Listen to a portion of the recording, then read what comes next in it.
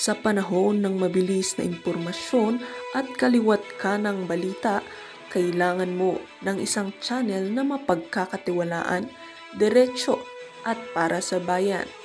Ito ang Balitang Pambansa, ang iyong bagong tahanan ng mainit na issue, tunay na impormasyon at mga balitang hindi mo dapat palampasin.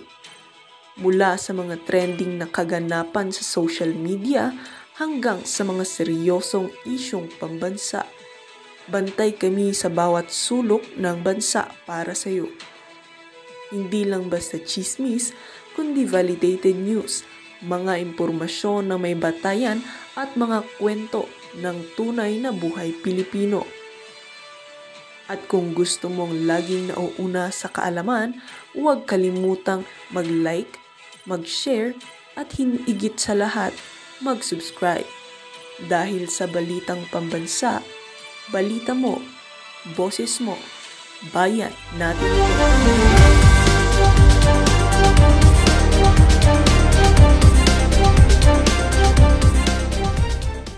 Alias. Ano yan umaano yan di ba? Umaalingasaw ang baho niyan sa ano, ang tawag doon, yung Alex Bongkayaw Brigade. Di ba? Paduano, ano ba yan? Narinig mo si Senador Congressman Rodante Marcoleta, ano sinabi niya? I-contem mo, Paduano, i-contem mo. Si Paduano, tingnan natin kung makakapag-contempt pa. Balita ko, hindi nyo na in-invite ang Pangulong Duterte dyan sa hearing, ang yayabang nyo. Nung una, gustong-gusto nyo siyang umatin. Ngayon, hindi nyo na gustong umatin. Sapat na yon. Mga animal kayo. Ngayon, sige, tingnan natin ang galing nyo, mga quadcom kayo. Hindi, kasi po, ganito yan. Pag nagsasalita ng ganyan si Senador Congressman Rodante Marcoleta, iba na po yan. Iba na yan. Ibig sabihin, yung sinasabi ni Kilay, pakinggan natin si Kilay. Tingnan natin kung nandito pa yung video ni Kilay. Huwag po kayong aalis. Napakaganda ng reaction video na to. Ang umalis sa isang bakulaw. Ang umalis sa isang bakulaw. Ito. Tingnan natin si Kilay. Gusto kong marinig ang sinabi ni Kilay kung talaga yan. Si Kilay, nandito si Kilay. Pakinggan ninyo Hindi sila pwedeng i-nominate dahil hindi sila qualified. Ang age requirement ng congressman ay 25 years old. Ang age requirement ng senator ay 30 years old. Narinig niyo po magsalita si Kilay. Hindi yan ang gusto kong ipakita sa inyo. Mali yan. Nandito. Kilay, nasan ka? Si Kilay kailangan marinig natin. Titignan natin si Kilay kung kaya niyang pangatawanan yung sinabi niya. Di ba? Kasi dito, palagay ko lang. Palagay ko dito, masusupalpal si Kilay dito. Nasaan ba yung video ni Kilay? Ito. Yan. Sir, yung Iglesia ni Cristo, magsasagwa daw ng malakihang rally para harangin ang impeachment case against BP Sara. In support daw ito, sundagin panawagan ng Pangulo. Ewan ko kung pareho yung napanood mo sa napanood ko, pero ang sabi ng Iglesia ni Cristo, susuportahan nila ang posisyon ng Pangulo na hindi siya sang-ayon sa impeachment. Hindi na Kilay, mali yung sinasabi mo. Sinusuportahan na si BP Sara. Narinig mo si Marcoleta? Ulitin natin ang magaling ding magaling ding abogado to, pero wala nga lang kaso. Ito, pakinggan natin. Sir, yung Iglesia ni Cristo, magsasagwa daw ng malakihang rally para harangin ang impeachment case against BP Sara. In support daw ito, sundagin panawagan ng Pangulo. Ewan ko kung pareho yung napanood mo sa napanood ko, pero ang sabi ng Iglesia ni Cristo, susuportahan nila ang posisyon ng Pangulo na hindi siya sang-ayon sa impeachment. So, susuportahan nila ang sinabi ni Bobong Marcos. Kayo hindi nyo susuportahan si Bobong Marcos. Yung Iglesia lang ang susuporta kay Bobong Marcos. Si Tambaluslos, hindi niya susuportahan si Bobong Marcos. Galing galing niyang magganyan-ganyan sa mga salita. Si Kilay. Yan ang tinatawag nating abogadong walang kampanilya. Tuloy natin. Pero, malaki ang pagkakaiba nun kung inuna mo na yung pangalawa kaysa sa una. Sige, ano yung una? So, may ba? In support yata dun, sir, magsasagwa sila ng malakihang rally. Bilang pagsuporta nga sa posisyon ni Pangulong BBM. Walang sinabing pagsuporta, kung tama ang pagkakarinig ko, pagkakapanood ko, kaugnay sa sino mang binabalakang sampahan ng impeachment. So, ibig sabihin, ang sabi dito ni Kilay, mga kareaksyon, yung pagsuporta daw ng iglesia ay doon sa posisyon ni Bobong Marcos. Hindi pagsuporta doon sa i-impeach. Pero dito, Kilay, makinig ka, Kilay, ha? Makinig ka dito. Dito, ha? Pakinggan mo to, Kilay, ha? Ito, pakinggan mo. Pakinggan po natin na maigi kung anong pagkakaunawa nyo. Pag sinasabi ko, walang hustisya ang ginagawa natin, you are not following the rule of law. Tinanggal nila ko sa Justice Committee. Kasi i-impeach nila yung Vice President. Para hindi na ako siguro makasali, tinanggal nila ako sa Justice Committee. Ang sabi ko sa kanila, yun ang akala nyo. Subok-subukan ninyo na i-impeach ang Vice President. I will suggest to her that she should engage me as her defense counsel. Yeah! Kasi mali na po ang nangyayari. Wala nang hustisya. Di ba? Ngayon, Kilay, sasabihin mo sa akin, na yung pagwawelga ng Iglesia ni Cristo, na yung pagwawelga ng Iglesia, ay dahil sa pagsuporta kay Bobong Marcos doon sa ano niya, sa kanyang salaysay. Hindi mga bobo yan. Ibig mo sabihin, no, sinasabi ni Bobong Marcos, against siya sa impeachment, pero nai-impeach yung isa. Ibig mo ba sabihin, totoo? Budol yun. Ngayon, sabihin mo sa akin, Kilay, na itong iglesia ay hindi sinusuporta si Madam Inday Sara. Sige nga, salaysay mo nga, sinasabi ni Senador Congressman Marcoleta, the future Senate President.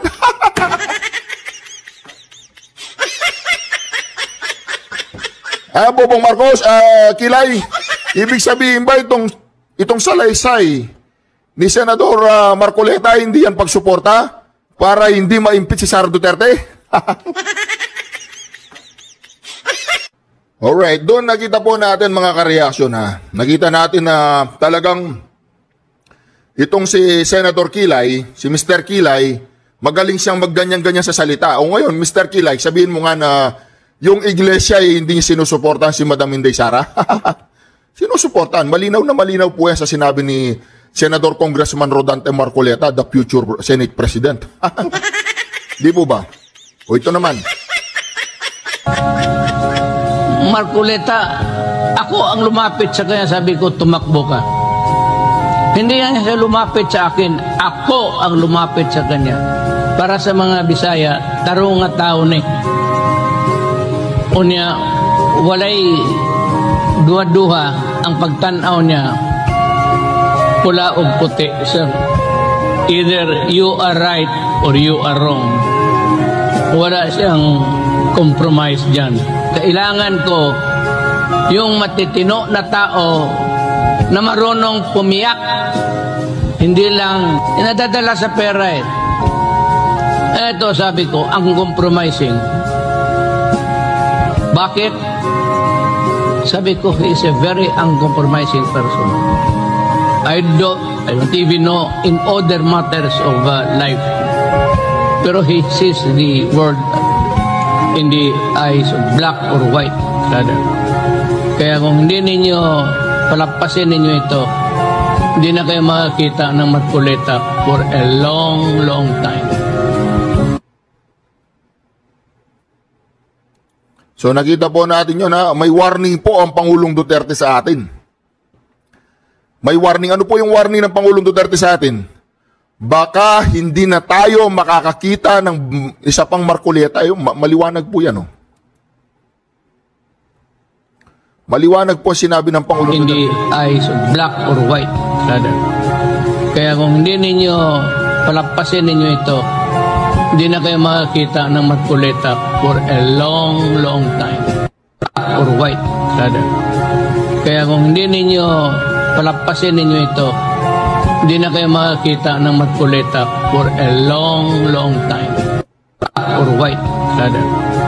Kaya kung hindi ninyo palampasin ninyo ito, Hindi na kayo makakita ng Marcoleta for a long, long time. Narinig po ninyo yun, kung palalampasin daw natin si Marcoleta, baka hindi na po tayo makakita ng isa pang Marcoleta for a long, long time. Ngayon, nasa atin po yan. Nasa atin po ang pagpapasya. Kasi kung may ilalagay natin si Senator Congressman Rodante Marcoleta dyan sa Senado, 100% po talagang magbabago yung klima dyan. Kung hindi init, lalamig dyan. O ito naman po, reaksyon na natin to. The political agenda is to eliminate BP Sara for the 2028 presidential election at all costs. Naniniwala ang dating Presidential Legal Counsel na si Attorney Salvador Panelo na ang mga impeachment complaint laban sa pangalawang Pangulo ay naglalayong mapigilan itong tumakbo sa 2028 elections. Kaya sa tingin ni Attorney Panelo, magtutuloy-tuloy ang pagsusulong ng impeachment dahil ito naman aniya ang nasa political agenda ng mga grupong nakakapamayani sa ngayon. Hindi na rin umano siya nagulat nang mayroong maghain ng impeachment complaints laban kay Vice President Sara Duterte. Ako, sinasabi ko na ever since, tuloy ang impeachment. Tuloy na tuloy yan. Walang kaduda-duda yan. Okay? Hindi mo mababago na yan. Diretso na yan. Unless na magkaroon ng kidlat ng kaliwanagan. Bawat isa. Pero I doubt it. It's there. Political agenda yan. Ngunit para sa bagong alyansang makabayan, hindi politikal ang kanilang agenda sa pagsusulong nila ng impeachment laban kay VP Duterte. Ang habol umano nila ay mapanagot ang sa tingin nilang may kasalanan, lalo na nga kung may kinalaman na sa kaban ng bayan. I think ang agenda namin dito is for accountability. Di ba? Si Babalu. Ano po masasabi natin doon? Alam na ni Attorney Sal Panelo na talagang tuloy na. Pero ang kagandahan po ng ating reaction video ngayon ay talagang nagpahayag na ng puspusang pagsuporta ni Senator Congressman Rodante Marcoleta. Ngayon, kumustahin natin si Kimbo. Balita ko gustong ipaimbestiga si Kimbo. Mayroon po akong mga nakikita-kitang mga posts sa mga social media pages and channels na naglalayong nais yatang pasampa ng kaso si Kimbo at paiimbestigahan sa ombudsman. Yun po ay mga unverified, nakikita-kita ko lang na may suggestion po ang mga tao na papaimbestigahan si Kimbo para managot siya o kailangan niya magpaliwanag sa mga maraming hindi naman kababalaghan. Hindi naman siguro nagsulputan yung mamahalin niyang gamit. Di ba? Mga magaganda niyang mga properties. O di ba? Ano yan teacher yan Alam niyo naman, ang kita ng mga teacher, malaki talaga yan. Lalo na pag naging kongresista siya. Di po ba? So, yung mga Quadcom ngayon, kaya niyo ba sagupay ng isang Rodante Marcoleta sa isang pagdinig? Hindi ko alam kung isiakop na winarningan si Marcoleta na kapag hindi siya tumigil nung nakaraang mga pagdinig ay palalabasin si Marcoleta. Tingnan natin sa mga darating na araw kung matutuloy ang impeachment trial dyan sa Kongreso o kaya nire-railroad na nila, pirma-pirma na lang, wala nang plenary. Ganon ba ang plano nyo mga anong tawag dito? Ito kasing mga to yung mga makabayad black. Hindi po makabayan, makabayad. Itong mga makabayad black na to. Gusto niyo po bang marinig ang argumento naman? Ito. Leaders ay kinausap ko ng Presidente. Ang sabi daw ho nila fellowship, pero huwag na ho tayo magpakatanga dito, di ba? Ngayon, pag-uusapan talaga nila, paano ho nila didiskartehan ito? Paano kahuhulag po sa isyong sinimulan naman ng Kamara? Okay. Ito po gagawin ko ito ng medyo episode and think about it. Pero ngayon pa lang po, mga kapatid, isipin po ninyo. Ang Kamara de Representante nag-imbestiga. Itabi mo yung Quadcom, Committee on Good Government. They investigated the Vice President tungkol po sa COA report. At ngayon mga kapatid, leaders ay kinausap kasi po ang COA sinasabi na mga kapatid, pero ngayon pa lang po mga kapatid, isipin po ninyo. Ang Kamara de Representante nag-imbestiga. Itabi mo yung Quadcom, Committee on Good Government. They investigated the Vice President tungkol po sa COA report. At ngayon mga kapatid, lumalalim ito ng lumalalim kasi po ang COA sinasabi na mga kapatid na meron nga silang mga nakita na mga deficiency o mga paglabag doon sa panuntunan. Although at the end of the day, hindi pa final yung committee report na yung pong findings ng COA kasi nga yung tempo'y appealable. O ibang usapan yun. Ngayon kasi, ang Kamara de Representante na kung saan po yung mga miyembro ng Committee on Good Government, girl, ay miyembro din ang iba dyan ng Committee on Justice. Na siyang didinig dito po sa impeachment complaint. Yan pong mga nandidiyan sa Committee on Good Government, sa ilang mga panayam at mismo doon sa hearing sinasabi na ito po ay mga impeachable offense. Right? Yes. So ito hong mga ebidensyang ito, yung mga piatos na yan, yung mga hindi pagharap sa hearing na iyan, yung mga binabanggit po dito na sinasabing paggasta ng pera ho ng hindi ho maipaliwanag, etc. etc. Yan ngayon ang ground ng impeachment complaint, particularly nitong pangalawang impeachment complaint ng grupo pong ng 50 mga individual na inendorso po ng Makabayan Black. So kung yaang kanilang hawak po na sinasabi mga grounds na ito ay hango doon sa Committee on Good Government Investigation na sinasabi mismo ng kanilang chairman na grounds for impeachment at magkakaroon ka ngayon ng pagdinig sa Committee on Justice kapag sinabi po ng Committee on Justice na hindi ground yan for impeachment, patay tayong pataka. Magpakatotoo po tayo dito. So parang, di ba, ngayon, paano mo didiskartehan yan? Kung ikaw si Congresswoman Luistro, na member ka rin ng Committee on Justice, ang iniharap dito mga kapatid na ebidensya po nitong mga nagreklamo, hango sa inyong investigasyon.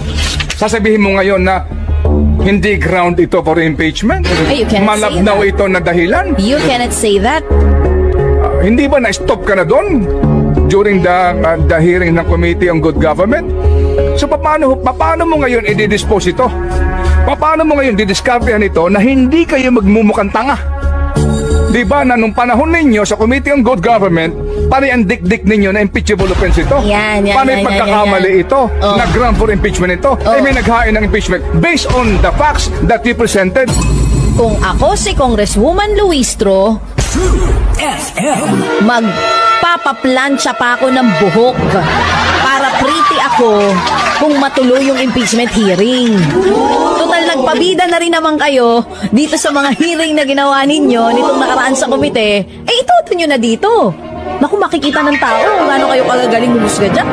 Hindi ba? Di ba? Oo, kailangan ko ano yung sinabi nila dito sa komite nung dinidikdik nila ang DepEd, si VP Sara, ang ibang kawani ng OVP. Makita natin. Sa Committee on Justice? Sa Committee on Justice. Di po ba? Yan po yun eh. So, how do you break away or I am sorry, how baby. do you escape? You cannot break away from that. Di ba? The conundrum, the problem, the situation that you created. So, Committee on Justice hearing at ang iniharap ng dalawang grupong ito ay yung ang pinagbasihan ay ang inyong ginawang hearing na sinasabi ninyo na, di ba? Ang dami mong dapat ipaliwanag dito. Ganito na ito mga pagkakamali nito. And then all of a sudden, you will decide unfavorably on the merits or the cases presented to you during the Committee on Good Government hearing. Ang sabi nga dito ng isang taong matalino, my baby girl, ha? Oo, ang sabi nga dito, ha? Okay. Oo.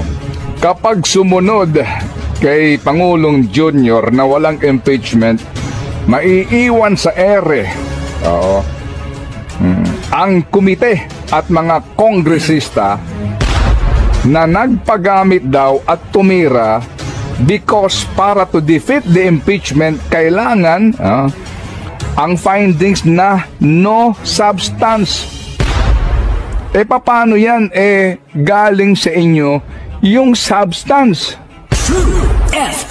At yan ay nanggagaling mismo sa isang matalinong tao na naandyan po sa batasan. Patay tayo dyan. So, pala yun. Pala nung usapan nila nung fellowship, no? Sa kabilang banda yan, Parang, anyway. Kung pinag-usapan nila yung impeachment complaint ng fellowship, parang, Mr. President, paano to? Paano tayo lulusot dito? Hindi pwedeng dito ituloy kasi kami naglabas ng mga ebidensya para naman kami susunugin niya sa sarili naming mantika. Hindi kami papayag niyan. Di ba? Paano tayo lulusot dito? Paano yun? Natin to. Na everybody happy. Natin to magpa-special session ka na, Mr. President? Hindi, na everybody happy. And ano muna ang sabi ni Nino? Ni Ma'am Sara? Ay. Anong sabi niya? Kayo na ginagawa niyo, markado kayo. Eto na nga. Anong sabi niya? Ang sabi niya, markado kayong lahat kay VP Sara. Kala nyo, kahit magpapasko, mapapatawad niya kayo? Anong sabi? Anong sabi niya? Well, it's all up to you. Anong sabi niya? If you will be forgiving. Hindi lahat pare-pareho. There are some who can forgive quickly. May mga nagpapatawad ng mabilis. May mga nagpapatawad ng matagal. Pero naman, merong mga hindi nagpapatawad hanggang sa hukay. Ba? Yung sabi niya? Kanina, nasa balita natin. Ito lang naman ang sabi ng iba. Ano sabi ng iba? Sige. Ngayon, paano kayo kakalas dyan sa sitwasyon na yan? Tandaan ninyo, kapag hindi naman daw na-impeach o hindi nyo mapaalis sa pwesto itong isang nakaupo na substitute na Vice Presidente, kapag may nangyari dyan, sa nakaupo, wag naman po sana ipahintulot. Pag may nangyari, sino magiging presidente? Di yung ninominate ng Pangulo. Yung inonominate. Hindi. Pag may nangyari, sino magiging presidente? Di itong Ito na. Itong pinitpit ninyo. Yung ginisa nyo. Sabi nga nila, lintik lang ang walang ganti. Yun namang sinasabi sa pelikula. I love you, BBM! Ay, hindi na ganyan. Okay. Lintik lang ang walang ganti. Ano naman masasabi mo doon sa mga senador na nagsasabi na ito daw impeachment complaint, wag nang gawin dahil divisive yan. Hindi ba sila divided? Patagal naman na kayong divided na. Hindi na bale. Ano masasabi mo at alas 9:52 na. Leaders ay kinausap ko na. Alas 9:52 na mga kareaksyon. Ang problema, anong gagawin ng Quadcom ngayon? Anong gagawin ng Quadcom? Wala palang, walang substance. Ito, meron pa po tayong isa dito, meron pa tayong isang pakikinggan dito, Ito, masaya. Masaya. Now, the House of Representatives, dati, kandara pa sila. Ulitin natin. Ito, Ulitin natin, masaya to. Masaya. Kasi now, the House of Representatives. Ito, masaya. Kasi now, the House of Representatives. Ito, masaya. Kasi now, the House of Representatives, dati, kandara pa sila. Kay VP Sara ng no questions asked. Confidential funds. Ngayon, binawi nyo. Siyempre magagalit si Digong sa inyo. Di ba? Uwak-bawi pala kayo wala rin resibo. I was mayor also before, and naging COA commissioner pa ako. Alam niyo ba, liquidation ng Intel fund na yan, ipapasok lang sa sealed envelope, nakalagay sa circular, in sealed envelopes. Ang adobo mo, ilagay mo doon, adobong dilaw, ilagay mo doon sa sealed envelope. Di ba yan papasa sa COA? Kasi sealed envelope yan That's what I've been saying. Hindi, ilalagay ko po doon lahat ng pangalan ng mga Quadcom. Lahat ng mga membro ng Quadcom ay mga ano ba yan? Di ba? Ilalagay ko doon, lalagyan ko sila kanya-kanya mga code name. Si Abante, Boy Dila, si Dan Fernandez, Boy Ungol, si Barbers, Iyakin, si Dong Gonzales, gumigiling ang kanyang panga. Yun, iisa-isain ko sila doon, tapos si sealed envelope ko, para walang makita. the Congress, aside from doing the Filipino people a favor, so it speaks, magpasa na kayo ng batas na nililimitan nyo yung confidential fund, zero sa civilian agencies. At ang Intel Fund ay may batas na nag-regulate kung paano yan gagastusin. Senator Sonia, confidential funds are audited kasi a lot of people assume that they're unauditable, but they are audited. Also audited. Yes, there is they're a COA audited. circular. They can be audited. It's just that